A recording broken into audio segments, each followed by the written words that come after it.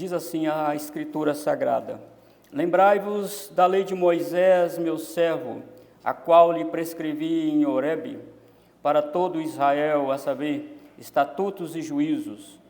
Eis que eu vos enviarei o profeta Elias, antes que venha o grande e terrível dia do Senhor. Ele converterá o coração dos pais aos filhos e o coração dos filhos a seus pais, para que eu não venha e fira a terra com maldição. Voltamos ao Senhor mais uma vez em oração. Ó Deus maravilhoso, Pai celestial, Pai de toda bondade, estamos aqui, Senhor Deus, reunidos no culto de adoração ao Senhor, e agora, depois de ler a Tua santa palavra, Senhor, palavra que o Senhor inspirou o profeta Malaquias a profetizar naquele tempo tão sombrio, naquele tempo tão nebuloso da fé de Israel. Ó Deus, e os nossos tempos também não são diferentes, Senhor, e nós precisamos do despertamento do Senhor em nossa vida. Precisamos que o Senhor venha arder com fogo do Teu Espírito em nosso coração. Pedimos ao Senhor, ó Deus, a iluminação do Teu Espírito, para que a Tua palavra, Senhor Deus, que é a palavra viva e eficaz, venha penetrar, ó Deus, onde instrumento nenhum consegue penetrar. A Tua palavra é verdade, a Tua palavra é escudo e broquel, a Tua palavra é lâmpada para os nossos pés e luz para o nosso caminho. Obrigado, ó Deus, pela Tua palavra. Ajude-nos no nome de Jesus. Amém e amém. Dia do Senhor, amados irmãos, é uma expressão muito abundante na Bíblia, principalmente nos profetas. Você sempre vai ver lá dia do Senhor. Esse dia é aquele onde o Senhor vem com julgamento sobre os ímpios e também para salvar o seu povo. O Senhor vem com julgamento, e você pode ler no profeta Isaías e em outros profetas, sempre tem lá a expressão ai, ai, isto é o dia do Senhor vindo em julgamento. E dentro do escopo cronológico neotestamentário da redenção, comentaristas mais conservadores dizem que o grande dia do Senhor começou com a encarnação de Jesus. E ele foi ganhando abrangência, culminando na intronização do nosso Salvador. Então, o dia do Senhor abrange séculos, amados irmãos. Não é um dia que você talvez seja levado a pensar, mas séculos afins. Por isso é correto dizer que ainda aguardamos esse grande dia do Senhor, o desfecho, na verdade, desse grande dia do Senhor. E quando ele se fechará? No juízo final. Estamos caminhando para lá. Estamos indo para lá.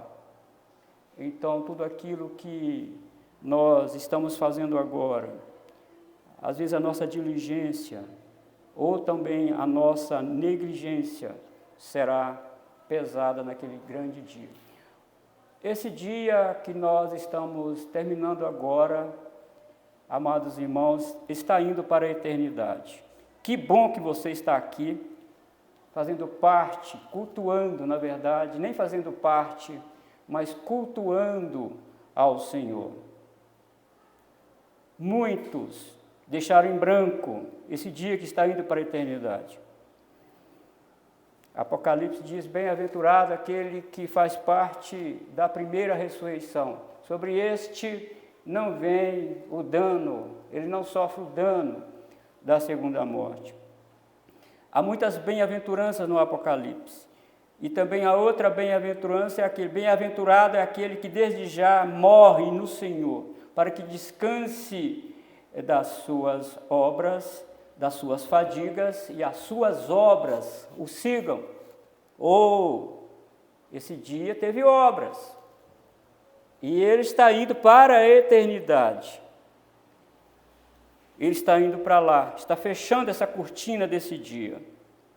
Mas, irmãos, voltando aqui para o dia do Senhor, podemos dizer que Esse dia começou com a encarnação de Jesus, e como eu disse, ele foi ganhando abrangência, e ele fechará na segunda vinda de Jesus. Estamos aguardando esse dia glorioso chegar, onde teremos a conclusão final. Mas até lá, irmãos, passamos por dificuldades, passamos por desânimo também, por que não dizer, passamos por grandes problemas, mas há uma promessa que não é minha, não é sua, não é da igreja presbiteriana, não é da igreja reformada, mas é uma promessa do Senhor Jesus, em Filipenses capítulo 1, versículo 6. Estou plenamente certo que aquele que começou boa obra em vós há de completá-la até o dia de Cristo Jesus. É esse dia que nós estamos aguardando. Nesse dia, Paulo diz que todos comparecerão perante o tribunal de Cristo. Apocalipse diz que vivos e mortos serão julgados, grandes e pequenos, todos, sem exceção, estarão nesse grande e terrível dia do Senhor. É terrível para os ímpios, muito terrível para os ímpios, porque os ímpios ficarão à esquerda de Jesus. Imagina, irmãos, esta imagem no espaço, talvez aquele clarão, não sei como será, não tem como fugir da presença de Jesus, porque diz Apocalipse, numa linguagem figurada, que os céus se enrolarão como pergaminho. Não tem jeito de alguém voar, de alguém esconder da presença de Jesus. E o apóstolo Paulo diz que Jesus vem, ele vai dar um grito no ar, vai vir com voz de arcanjo, e a trombeta vai tocar. E quando isso acontecer, será o desfecho do grande e terrível dia do Senhor, grande para a igreja do Cordeiro, terrível para a igreja da besta, para a igreja do dragão, para aqueles que usam o nome do Senhor em vão, para aqueles que vão chegar diante de Jesus e dizer: Senhor, eu não estou entendendo, por que, Senhor, nós estamos do lado esquerdo? Nós pregamos, nós falamos em Teu nome, Senhor, inclusive nós fizemos maravilha no Teu nome, milagres aconteceram em Teu nome, e o Senhor dirá: apartai-vos de mim, vocês não me pertencem, eu não conheço vocês.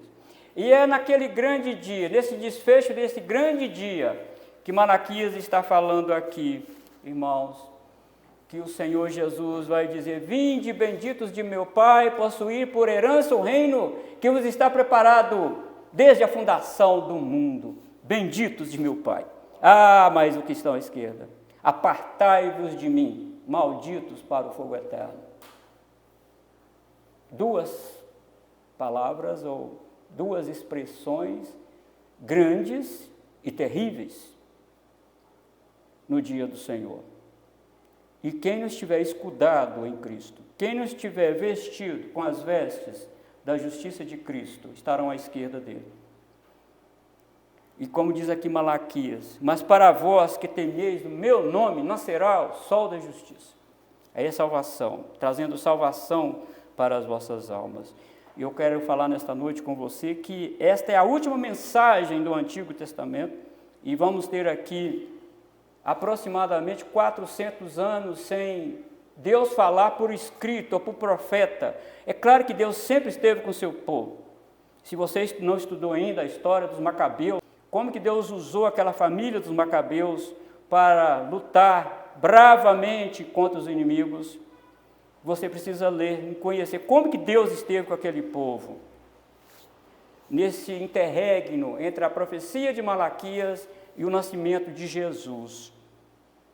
Deus sempre esteve com o seu povo, Deus nunca abandonou o seu povo, mas nós estamos falando aqui de escritos proféticos, de Deus levantar um profeta no seu nome e falar: vão ficar aqui 400 anos aproximadamente, e é a última trombeta, podemos dizer assim, do Antigo Testamento, onde a trombeta parou de tocar, houve um interregno, aí nasce Jesus. E como que Jesus nasceu?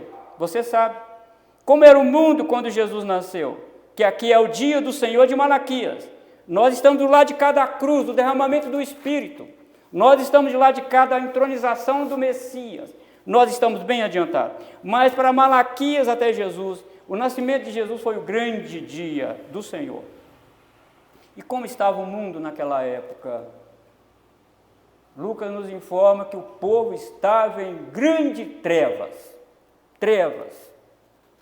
muitas trevas, inclusive o povo da aliança estava em grandes trevas. E você deve lembrar, quando você lê os evangelhos, você vê Jesus debatendo contra os religiosos da época, togado, mitrado, santidade ao Senhor, paramentado, os filactérios alargados que Jesus falou, mas tudo hipócrita. Uma hipocrisia de dar nojo, de enojar a santidade de Deus. Esse foi o grande dia do Senhor, entre Malaquias até o nascimento.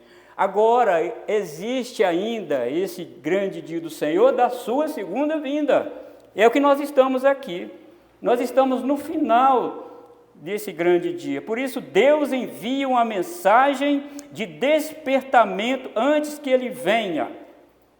Deus dá duas mensagens aqui, amados. Duas mensagens de despertamento para o seu povo antes do grande e terrível dia do Senhor. E a primeira mensagem que ele dá está no versículo 4. Deus faz uma conclamação ao seu povo.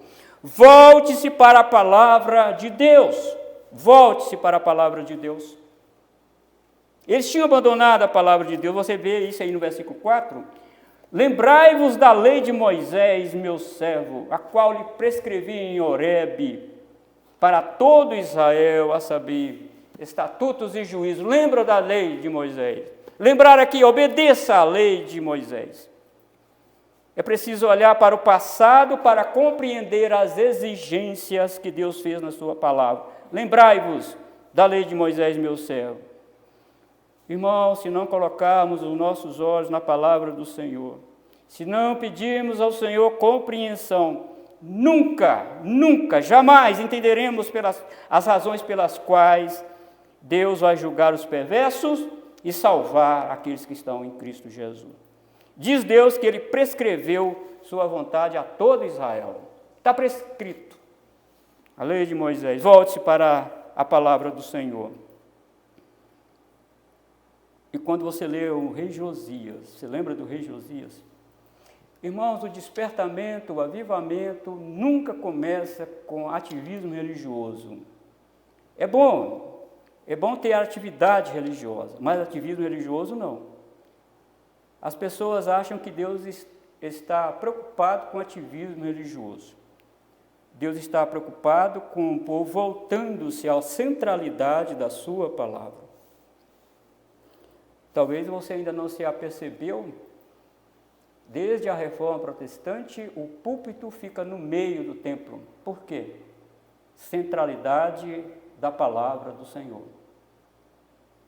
É aqui, é daqui que Deus orienta o seu povo. E Ele está dizendo para nós, aqui nessa noite, lembra da minha palavra. O que a palavra de Deus diz antes que venha o grande dia do Senhor? O que a palavra de Deus diz? Jesus fez uma pergunta interessante, não é? Quando vier o Filho do Homem, achará fé na terra? Como estará a igreja nos dias do Senhor? Jesus disse, Jesus falou. Como foi nos dias de Noé, assim será na vinda do Filho do Homem. Comiam, bebiam, casavam e davam-se em casamento. Até que veio o dilúvio e levou a todos. Então, o dia que antecede, o momento que antecede, o tempo que antecede esse grande dia do Senhor, será marcado por grande apatia espiritual, por grande esfriamento espiritual da igreja. O mundo está cada vez mais voltado para si. É ganhar dinheiro e ganhar dinheiro. Ok, precisamos do dinheiro. Mas, amados irmãos, nós estamos no final, queridos, estamos no final. E não podemos nos enveredar com essas coisas. Precisamos muito mais de Deus, precisamos muito mais de dar ouvido à Santa Escritura, que nos está alertando, lembra da minha palavra. Meu Deus, quantos irmãos Quantas pessoas não leram a Bíblia essa semana? Quantos esqueceram da lei do Senhor? Estavam preocupados demais com a horizontalidade e a verticalidade foi abandonada. E Deus, através da sua palavra, amados, exorta a mim e a você. Lembra da lei de Moisés. Lembra da minha palavra. E aqui está, queridos irmãos, um grande drama da revelação para os críticos da Bíblia, não é? Principalmente para aqueles que afirmam que os escritos de Moisés são ficção da mente humana. Isso não existiu. Bem, se são ficção, também a vinda do Messias é ficção, porque a própria Escritura diz que o Messias viria e salvar. Queridos irmãos, e para nós que estamos do lado de cá de tudo isso, estamos completamente perdidos, sem esperança, porque tudo não passa de ficção, se aquilo que Moisés escreveu é ficção. Mas aqui os críticos têm um problema, os críticos da Bíblia têm um problema. Jesus validou como escritura sagrada os escritos de Moisés. E é de lá que tudo começou, principalmente Gênesis capítulo 3, versículo 15, você lembra? Naquele cenário funesto, tenebroso, cinzento, o Senhor fala para Adão, ou dirige-se àquela serpente, que talvez ela esteja ainda de pé, que ela não rastejava ainda, e fala para ela: da semente da mulher nascerá um que esmagará a sua cabeça, uma promessa da Escritura. Nascerá um que vai esmagar a sua cabeça. Então, se é ficção os escritos de Moisés, isso também é ficção. Então, é ficção também as bênçãos e maldições que Deuteronômio 28 e Levítico 26 dizem. É ficção. E é ficção também, porque Deuteronômio 28 é o Evangelho de Jesus Cristo em miniatura naquele capítulo. Porque eu não consigo cumprir a lei, você também não. E se aquilo é ficção, o que Jesus fez cumprindo o Deuteronômio 28 para que eu receba a bênção? Porque diz lá, se você guardar todos os mandamentos, você será o bendito, bendito, bendito e bendito. Agora, se vocês quebrarem uma lei, maldito, maldito, maldito. Então, todos nós estamos debaixo de maldição, porque nós não cumprimos mesmo a lei.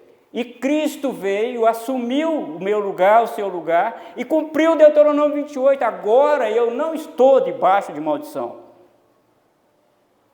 E é por causa disso, amados irmãos, que nós oramos, inclusive agradecendo o alimento, porque esse alimento veio de uma terra que foi amaldiçoada. E os Paulo, através do Espírito Santo, diz: ore dando graças a Deus, santifique isso, porque veio de lá. Mas nós não estamos mais debaixo de maldição. Então, se tudo isso lá é ficção, Deuteronômio não existe e Jesus também não existe, então estamos todos debaixo de maldição. E se Cristo não existiu, também Deus não existe. E se Deus não existe, também não existe criação. E se a criação não existe, os críticos também não existem, porque Ele é a criação. Perceberam o silogismo ilógico deles? Perceberam isso? O filósofo existencialista, e por que não dizer humanista, René Descartes, ele ficou em grande dilema com isso, e ele escreveu uma frase que ficou famosa no mundo. Todos os estudantes de filosofia sabem dessa frase: penso, logo existo. Ele ficou em conflito. Mas se não existe Criador, então não tem criatura, então eu sou o quê? E ele ficou pensando: mas se eu tenho a capacidade de pensar, então é porque eu existo. Porque se eu não existisse, eu não tinha capacidade de pensar. René Descartes, o filósofo existencialista e humanista. Penso, logo existo. Então René Descartes também está errado, porque se os escritos de Moisés são ficção, e aqui, queridos irmãos, está o profeta Malaquias, na verdade, que vai citar dois personagens do Antigo Testamento que representam a palavra de Deus veterotestamentária. Ele cita Moisés no versículo 4 e ele cita Elias no versículo 5. Moisés representa a lei de Deus, toda a lei de Deus. E o profeta Elias é o representante dos escritos proféticos. E Jesus validou isso também. Você lembra em Lucas capítulo 24, versículo 44, Jesus disse para os 2 discípulos no caminho de Emaús, que o sofrimento deles estava escrito na lei e nos profetas e nos salmos. O meu sofrimento está escrito na lei, nos profetas e nos salmos. Vocês são tão honestos de coração assim, para vocês não perceberem isso? Jesus validou isso. E aonde, irmão, tem uma tributação, um reconhecimento da palavra de Deus, o Salmo 119, é pura tributação de louvor à palavra de Deus. E aqui Deus está dizendo para mim e para você, falou para aquele povo lá, lembra da minha palavra, volta para a minha palavra, obedeça a minha palavra antes que venha o grande e terrível dia do Senhor. Antes que venha. Engraçado que a Bíblia hebraica, os judeus não colocam o versículo 6 por último. No lugar do versículo 5 está o versículo 6. E no lugar do versículo 6 está o versículo 5, porque eles não queriam terminar o Antigo Testamento com a palavra maldição. Eles trocaram esse verso aqui. Mas a ordem dos fatores não alteram nada. Não alteram nada. Então, só para você, é só uma informação, porque o versículo 6 é o versículo 5 na Bíblia hebraica, e o versículo 5 é o versículo 6, por quê? Não, mas a palavra do Antigo Testamento não pode terminar com a palavra maldição. Eles trocaram. Então, você viu aqui, queridos irmãos, antes que esse dia chegue, que Deus diz para mim e para você nessa noite? Lembra da minha palavra. Estude a minha palavra, aprenda, porque é nela que está todo o arcabouço, todo o script da minha volta.